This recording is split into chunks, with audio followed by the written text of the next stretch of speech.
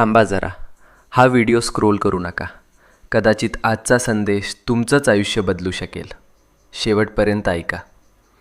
कधीकधी ना आयुष्यात अशी वेळ येते जेव्हा सगळं काही चुकीचं होतंय असं वाटतं.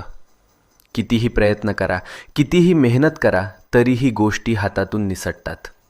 आणि मग मनात एकच प्रश्न उठतो, हे सगळं माझ्याच बाबतीत का होतंय? आपण हसतो वरवर, पण मनातून तुटलेलो असतो.